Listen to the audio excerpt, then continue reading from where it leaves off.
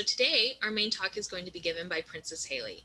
She's discussing the way people are the power to create behind the issues they face and how food can be a tool to create health, wealth, and social change.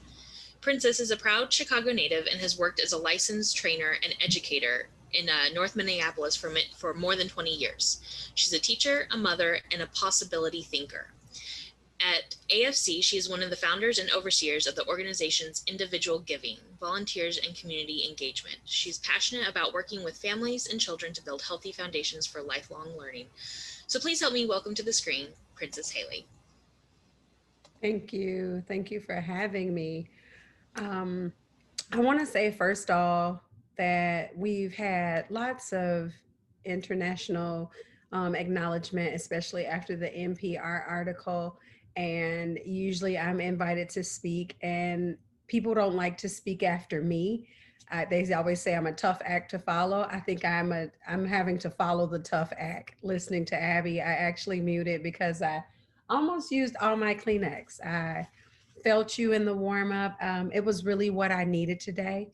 So I do want to thank you for that. So now I have to follow a tough act.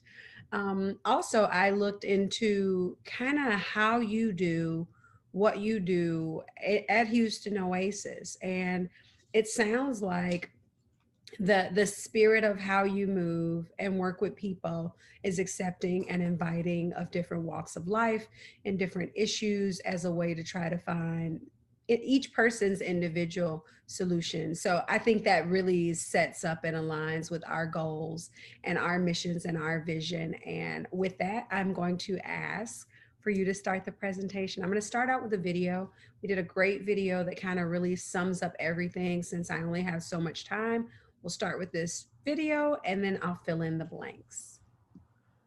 All right, we're going to play the video.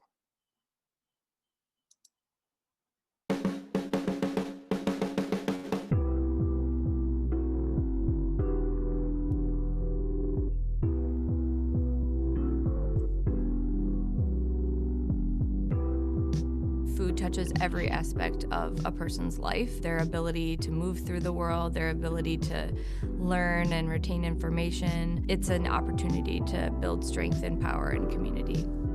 Appetite for Change is a nonprofit in North Minneapolis. We do social enterprise work around food justice. Our mission is to use food as a tool to build health, wealth, and social change. We were having a youth meeting Monday night like we always do. This is in a conference room on 1200 West Broadway where we have 25 young people in a room that sits 12. We all have to eat. Broadway had 38 places where you could get fried food, desserts, and chips, and they were like, no, we don't want that. The young people stormed out and counted the restaurants up and down West Broadway. They didn't know that there was anything other than what was being offered as options. Is this here because we eat it, or do we eat it because it's here? Mic check, mic check. I'm Princess Titus, and I'm one of the founders of Appetite for Change. Michelle, Tasha, and I have taken an opportunity to come together from 3 different worlds.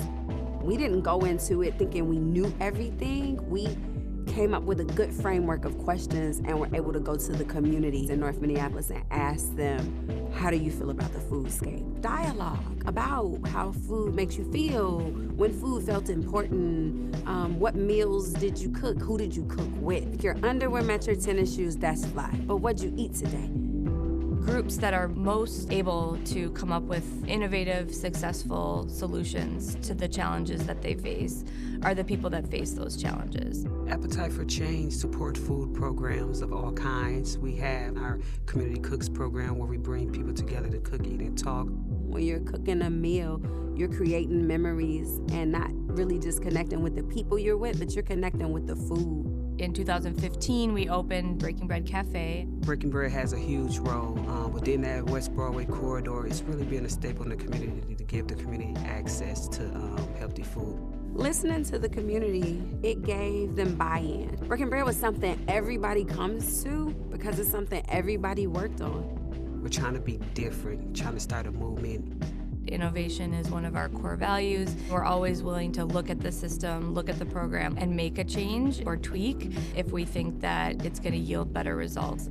You have to think of those things that people haven't done before and try them. Producing the Grow Food video, the young people wanted to get more young people interested in growing food.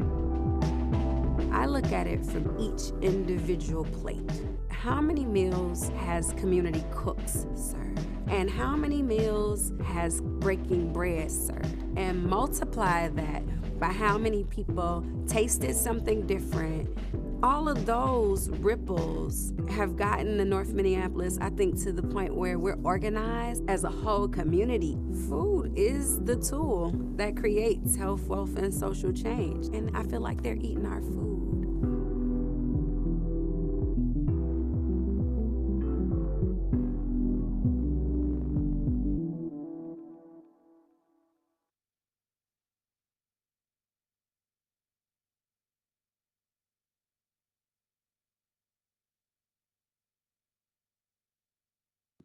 Okay, I'm unmuted. And since that we did that video, I've married, so I'm not that princess anymore. I'm Princess Haley now. And if you go to the slide after that, we actually, when we came together, it was the year after I hadn't met Tasha. I had met her little cousin. Her little cousin came to my home after I was working at a social enterprise called Better Futures Minnesota, working with men coming out of prison. And my caseload was primarily men who had taken life. And my 16-year-old son, who played hockey and helped me in the garden all the time, was hit by a bullet intended for another child, July 4th, 2010. And I didn't go back to the garden. And I grew an affinity for the sun and the sky. And the sun said to me, "Why'd you let your garden die?" So when Michelle and Tasha, you see them to the left of me on the screen, reached out and wanted to talk about food, I felt like the universe was already setting me up to do some healing in the land, to make sure that I wasn't eating that junky comfort food so that I could survive the transitioning of my son. If you look to the left of me, there are our 3 youth founders. That is my son, my older son, Jesse, next to me. That's Aisha, an Astound community member. And then that's Latasia Powell, Tasha's daughter. So those young people were also dealing with the traumas of losing multiple friends in the communities. My son went to her high school, and they actually felt like food was going to help fix these issues around having issues with police officers, bad situations in schools, economics, housing. They were connecting food to everything. So they helped also move our mission forward. Next slide. So we cooked and ate and talked with 400 community members about the change that they want to see. I'm a licensed educator. Michelle is a recovering lawyer. Latasha studied health. So we all knew we had answers and solutions, but we knew that we knew that we didn't know what we didn't know. And that in order to find out what we didn't know, we had to talk to the community. Next slide. So we, instead of having a survey, we actually invited people to cook and eat and talk with us. So we're welcoming people to the cutting boards with their hairnets and their rubber gloves to help cook a meal to share with each other, strangers, and those strangers become family members. And when you and I have cooked the cornbread, Abby, I'm going to use you as an example. We pop up, we're in a basement of a church and we're cooking the cornbread because you like cornbread, I like cornbread, and it's good. Now we're family, and we've created something that people are going to put in their bodies. I believe that food is also the currency of trust. Next slide. So they made Community Cooks one of our, they wanted us to make Community Cooks one of our programs. So it's our community organizing program. And then we have Appetite for Growing, where we're growing on 7 urban lots in North Minneapolis in order to try to create a mini local food system. Next slide. Our other program is, and these are just the young people at the West Broadway Farmers Market, where we're the primary vendors aggregating produce from 17 other farmers who don't have enough time or resources to grow the food, pick the food, and sit at the market and sell it. So we aggregate that produce and then give our young people employment opportunities to sell that produce at the farmers market, to put a new face on the food that you're eating, to put a face with your grower. Next slide. Then we have a youth training and opportunity program. Our young people are gang and clique affiliated, juvenile justice involved, truant, homeless. They have health related issues. So we're working with those young people that other youth organizations don't want to work with. the ones that have you turn in your grades to get the job. We're working with those young people that don't. And those are the young people who organized and raised $120,000 to create the first sit down restaurant in North Minneapolis in the 25 years that I've been there on West Broadway. Next slide. We also have Northside Fresh, which is our collation of 36 community partners who also work towards fresh food and food advocacy. So we're at the Capitol. We got the staple food ordinance changed, where we're expecting, if they're expecting corner stores to accept SNAP and EBT benefits, and participants who get those benefits can't buy certain foods like shrimp or steak, then why is it that the corner stores can only sell chips and pop? So we're expecting them to sell fresh produce, whole grains, and we got that law as well as some other laws changed within our Northside Fresh efforts. Next slide. The Youth of the Truth, this is actually my 15-year-old daughter. This is Princess Junior, and she works at Appetite for Change now. And we really 100% believe that the youth are the truth, because when we organized with all these community members, 80 of them were young people. And after we cooked and ate and talked and harvested this information, the 80 young people kind of hung around without being paid and wanted to help us make sure produce was in the corner store. So they were volunteering their time. And as we were feeding them food that we had grown, the mindset changed, the internal environment changed, and they, instead of hanging on the corners after school, they wanted to come and hang out with us so that they could change their external environment. And some of the questions they were asking is, are these 38 fast food restaurants here because we like this food, or do we like this food just because it's all that's here? And who put it here? Who got to make that decision? And how can we make the change? Some of the successes, I believe, of our youth training program are the Breaking Bread Cafe and catering. They didn't do that in a silo. The ideas came from those community members, but the youth were definitely the mobilizing effort behind it. There's a viral video, Grow Food. I think it showed that in the video. I didn't have time to show it, so I want everybody to kind of just make a mental note if you want to have something that's very age appropriate for all ages. Grow Food is a great video just talking about how you can grow food in an urban area.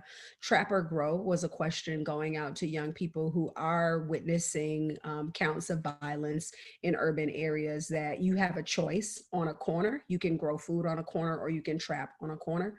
And then A Day in Advisory was a silent film that just talks about what our young people endure. This was created around I want to say maybe after the transition of Jamar Clark and Philando Castile. Like, all of this happened maybe within the Jamar Clark shooting happened less than a mile away from where Appetite for Change is.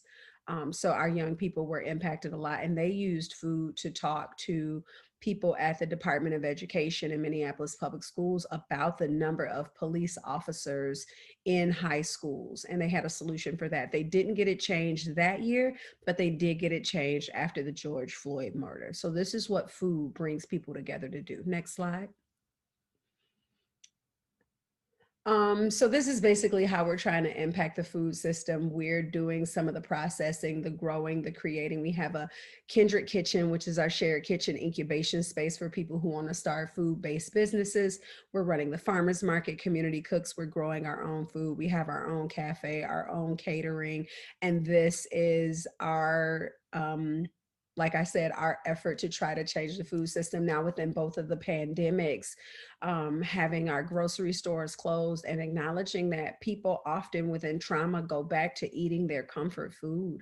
We saw that people weren't necessarily eating real food for real people. Next slide. So what we did was we created a meal distribution program where some places were giving out food they were running out. So instead of us opening our doors and, putting our staff in, the public view so that they could maybe, we didn't want them to contract COVID. Basically, we wanted to follow the safe social distancing measures, but we were able to cook real meals and get them out to the places that were already distributing. And to date, since COVID, we've done 190,000 meals. And then instead of doing community cooks, we would cook and eat and talk 52 times a year. So that's like once a week. We were cooking and eating and talking about social change, cooking with new moms, talking about how doctors prescribe them narcotics during their pregnancies and what could they use as alternatives. So now we're mailing door dashing those boxes out to community members, and they get 2 recipes with them. So that so far we've done 83,400 meals within our community cooks meal box, and within our garden I was able to, after the murder of George Floyd, safely engage 55 volunteers doing 700 hours of volunteer time just to offer an opportunity to do some healing in the garden. Breaking bread, catering is still going on. We have shut the cafe down, but we have reopened our restaurant that's in St. Paul, our sister city. So it's like twin cities, Minneapolis and St. Paul. Station 81 is open back up, and we've engaged 12 people in our youth training opportunity program because we found that after COVID, they didn't have work. They had to go get jobs somewhere else because these young people are helping keep the households going. They're helping pay the bills. They're not just buying tennis shoes. And so when those young people didn't come back, we had a few young people who were actually in some tough places during the rebellions. And so we started to embark on training around healing circles and intentionality for them. Next slide.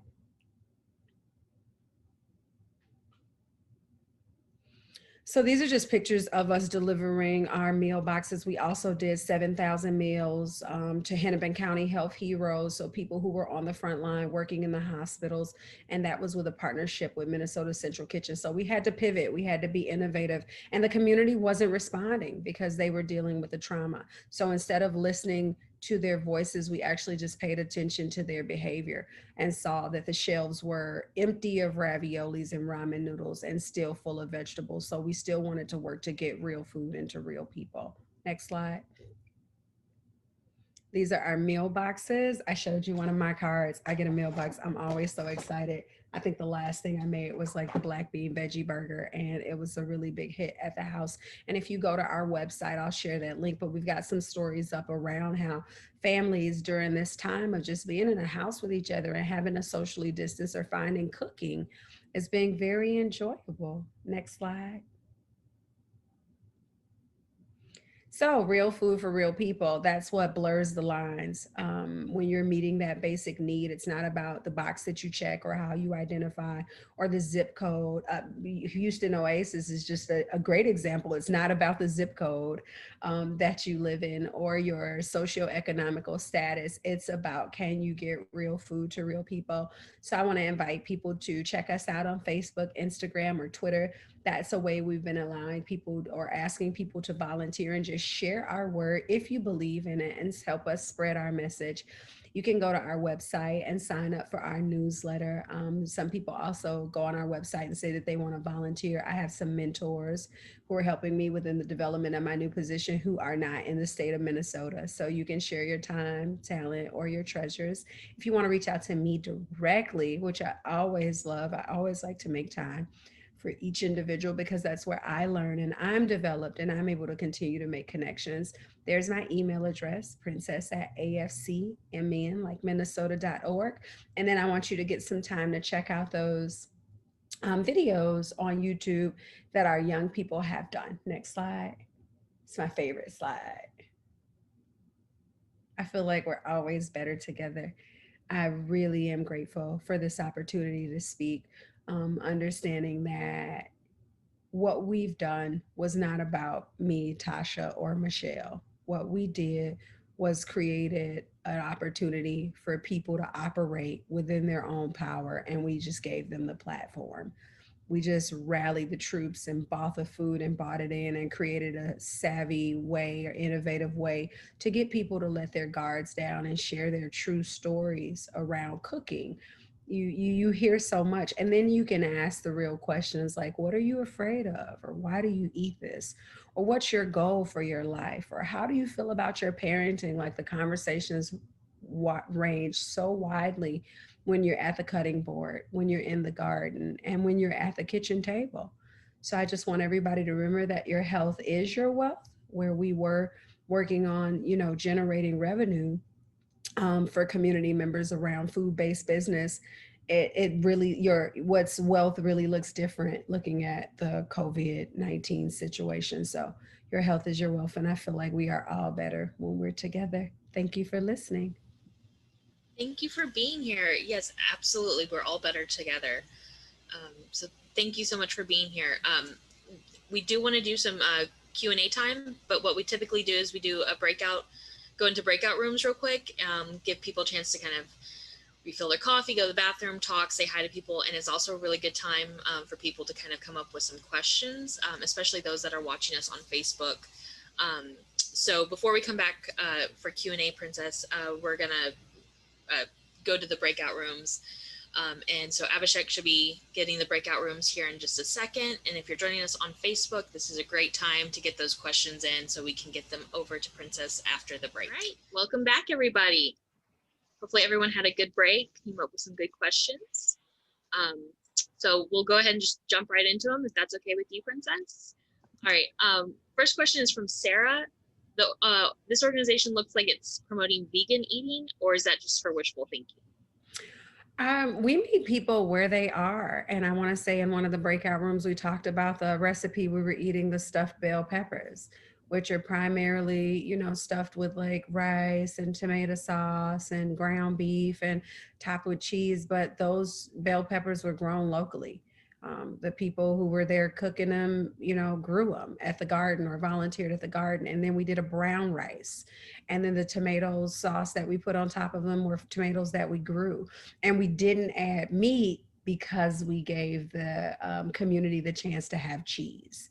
So we're not promoting any type of eating. If I can get you to try a cup of water instead of your soda, if you even notice in the video while a young lady's eating, she bought in her own juice.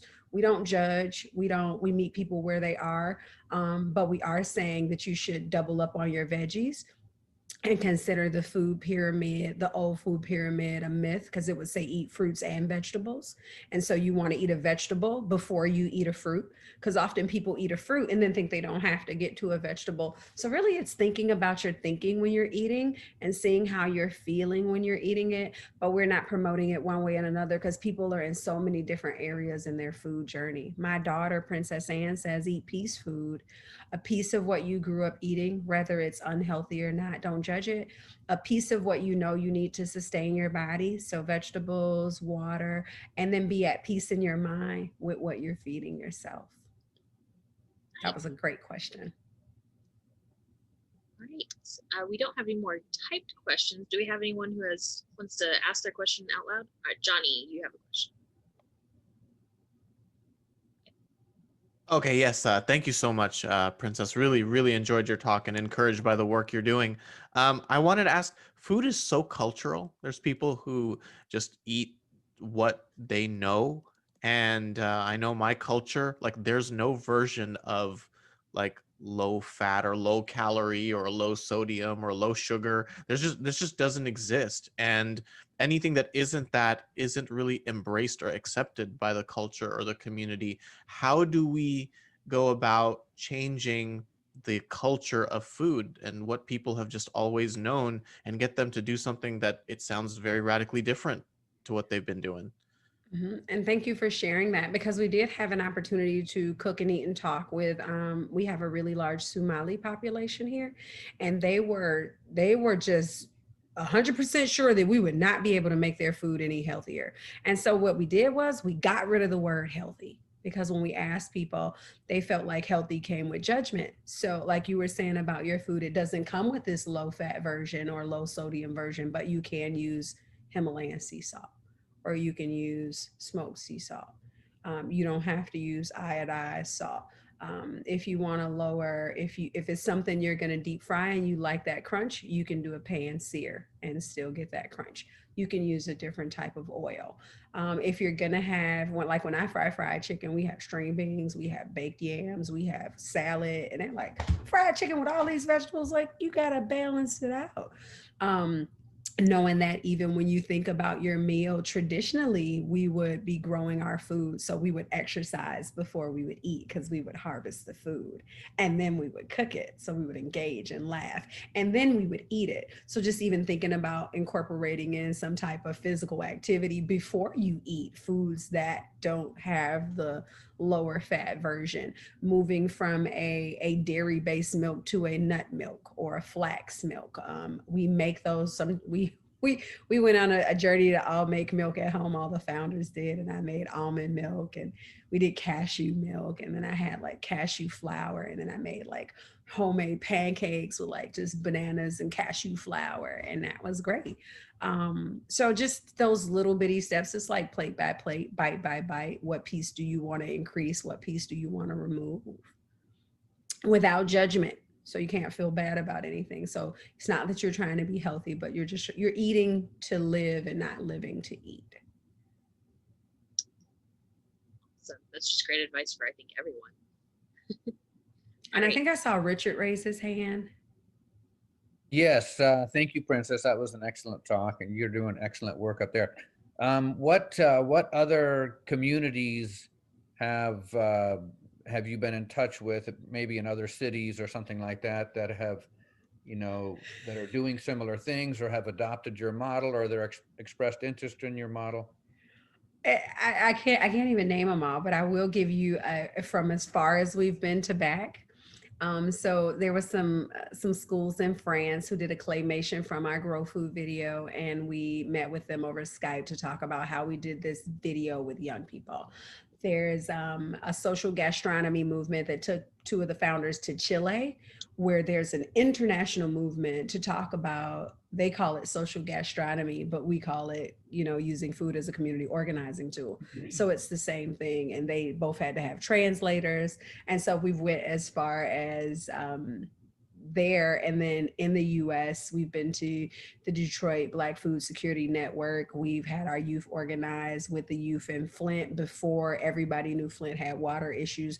We've taken the youth up to the Nisqually tribe in Seattle before there was a Standing Rock. These young people had issues around the government coming in and wanting to remove oil from their land. So it hasn't just been about food. We've been to New York with our young people, to Atlanta with our young people, so they could learn to grow food in different ways. And then one that sits kind of closer to Minnesota and closer to my home is that we had a response to our Grow Food video where some kids, primarily white kids in Rochester, Minnesota, did a video called We Grow Food Too. And it let us know and let our kids know that not just kids in the hood or Black kids have food access issues. So food is really connecting us and getting us to see that we're more alike than different, but that's how far spread it's been. Currently, Leah's Pantry, which is a trauma-based nutrition program, is about to use our model here in Minnesota with their Red Leaf Center Mother and Baby program. We have connected with people in New Orleans. And I think it's just that people don't think that that's all we did. Like, we've shared the model, but they don't know that if they cook and eat and talk, if you cook and eat and talk in Houston, you're gonna come up with different issues than us. And then you just have to organize and move around them. So they do it, and then they think they're supposed to come up with our answers. And so that's been one of the challenges. But our plan is to create a replicable model. And me as the licensed teacher, I want to be able to go around and train people to just get back to the basics and start back breaking bread. I imagine you've heard about the slow food movement. I guess that's a little bit more maybe on the consumer side, but I'd say that ties in nicely. They have a snail as a logo. And so, yeah, that's great. I used it and created a lesson called Go Food, Slow Food, and Whoa Food.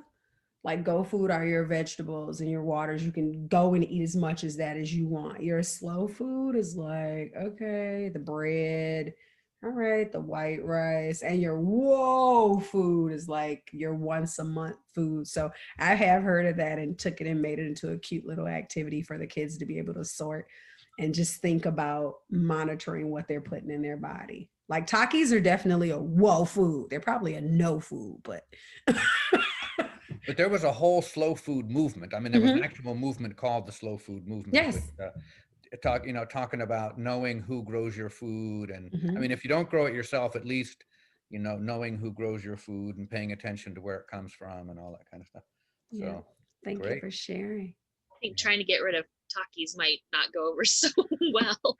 I know. My daughter, she's addicted. She's like, I'm addicted and my stomach hurts. She's like, and I have a headache and I'm going to eat 2 more because I can't stop because I'm addicted. You're gonna eat them. But at least she knows that she's having that situation. So now she eats her Takis. She gets a small bag, so that's a plus. She puts them in jalapeno peppers with like non-dairy cream cheese. So she's getting a vegetable, she's getting a non-dairy cream, and then she's getting her piece food, I guess. Awesome. What is that? Susan, oh, Takis? Yeah. They're What like little hot fry things. Ugh. With lots of red dye. So Ooh. definitely driving our Like- kids crazy. All right. Abby had a question. What is your favorite recipe? My favorite recipe is potato and kale soup. It's like that Super Toscana soup that they sell at Olive Garden. But I usually, like, if I'm making a big soup for people that are coming by and I don't want to do meat because I don't know if people are going to be vegetarian or vegan, I can always use kale and let that boil a little bit. I don't have to let it boil for 6 hours the way my grandmother used to boil greens forever so they could get tender. And then I boil like some purple potatoes and some white potatoes separate. I mix them together. I add a little yeast flakes, a little sea salt, a little black pepper. And people are like, what? When are you making that soup again? Most of my favorite recipes are the simpler ones with like 5 ingredients. I also love a good kale salad. Give me some kale, some cranberries, some sunflower seeds, some pickled purple onions, and make me a little orange vinaigrette. I love that too. But those are my favorite. Everybody loves my kale soup. And they never know that there's not supposed to be meat in it. All right. I know Paige has a question. I'm going to get to her after this one other question in the chat. What about canning for storing what you grow? So with canning this year, we connected with a young lady from Blake School who created an organization that was in response to COVID called Coinmaton. And we had a volunteer at Appetite for Change who was interested in creating a canning class and teaching this class through their platform to our participants so that we could like store up some food. And we didn't get a good response from it. And I don't know if it was because she didn't look like the population that she was talking to, or wasn't marketed well. Like I blanch, I freeze. So again, meeting people where they are. Some people like Nairi, like the lady who's foraging in the garden and saving elderberries now, but back in the days didn't want to hear nothing about fresh fruits and vegetables. She's doing it. And so what we've thought about is how do we get someone who's from the community, either an elder or a young person who looks like primarily the community that we serve, which is mostly Black people and people under the age of 18, to do this video about canning, just like they did the video about growing food, because then people will think it's something we do.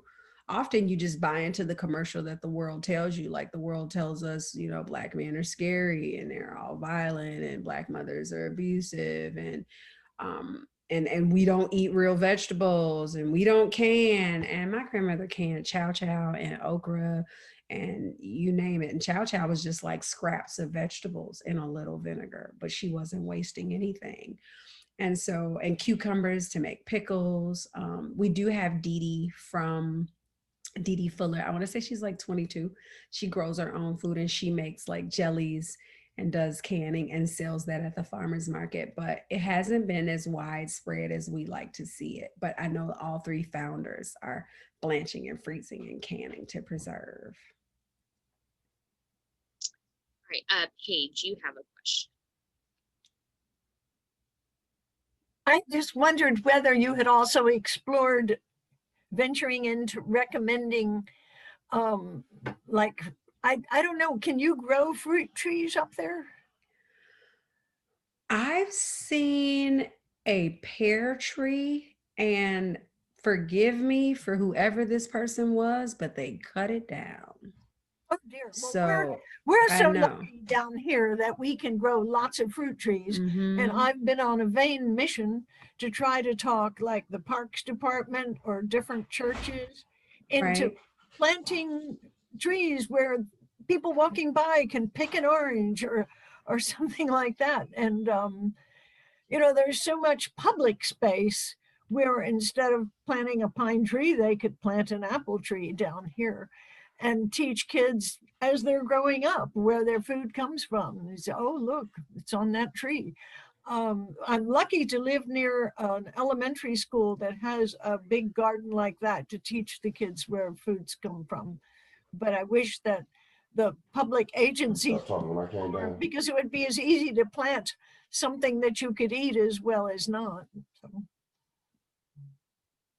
Thank you for that, Paige. And you know what? One of the efforts that we've been able to embark on, we found this out in the city of Detroit, that the parks are public space.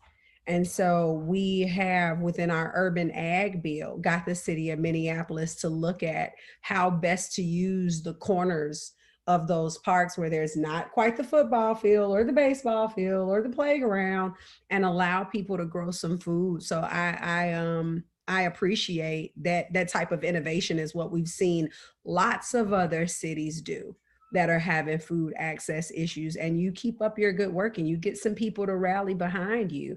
And if you ever need me where I can send you information about other bills in other states that have did it, just email me. I gave you my email address and I'll connect that, because sometimes it takes for other states or areas or municipalities to see that other people have done it. And I'd love to share that with you because lots of people have done it. All right, I think we're going to do one last question. We've got Lindsay, who asks if the youth run programs are still going strong through the pandemic, and if you think those kids will stick around to help the organization grow. Oh, our poor babies, our poor youth are actually, they are getting our meal boxes now. Like I said, they're with the issues that they already come with. We found out because we were just servicing the broader community with the meal boxes. And then I'm like, how much does a meal box cost?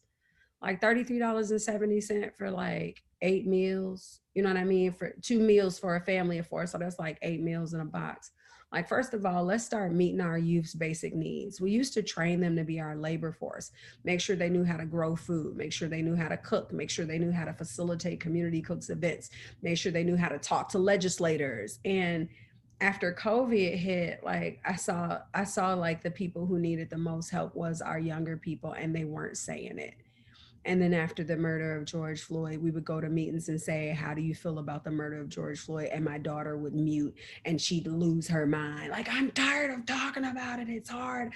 I can't go to school. I probably won't grad. Like, their future looks really grim to them. So we've got 12 kids now in our program. We are providing their families with meal boxes. Me, I'm an individual giving, so I'm making it my goal to see if I can get people to like say they're going to sponsor a youth and make sure their family gets meal boxes.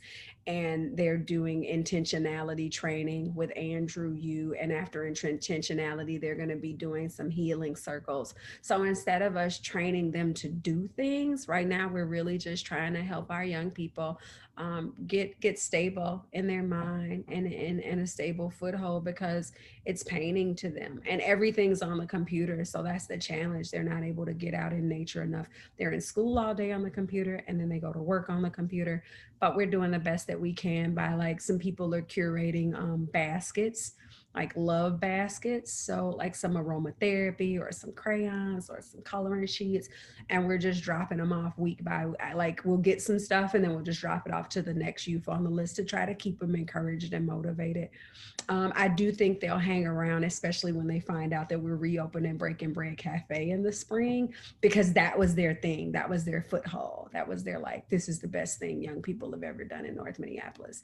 And then the next year's group of youth was like, we're going to drop a viral video because we're better than your restaurant. So there's like this camaraderie that's there. And we're also looking to reach back to all of the youth who were in alumni just to see how they were doing. Because we've serviced over the past 5 years, we probably serviced about 162 kids total. So we're going to start to reach back out to them and see how they're doing. That's awesome. That's awesome. Thank you so much for being here today. Thank you for having me. And if any of us wanted to get more involved, especially with your organization, that website would be the best way. I would say just reach out to me, because I kind of know what I've talked about. And as we're restructuring the organization, I did mention in the breakout session that the 3 of us are founders, and Michelle was the executive director for 10 years, but about this being about diversity, equity, and inclusion. Latasha Powell is going to be our president of the organization now. So just to be able to show that type of equity, because Minnesota, like I said, ranks #1 in like the worst place for Black people to live over Mississippi and Tennessee. So as we embark on creating an equitable platform, we're making a lot of changes. And since we've started the relationship with me, I've dropped my email in the chat. Oh, I spelt it wrong. Look at me. But if someone wants to reach out to the organization, I would say let's just continue the relationship one-on-one. I hate for you to go to an automated platform and not get the right response. I'd love for you to hear from you and say, hey, it's Paige from Houston Oasis. Where's that information about who else is, planted these trees in park area? And then I can get that done for you. Awesome. Thank you so much.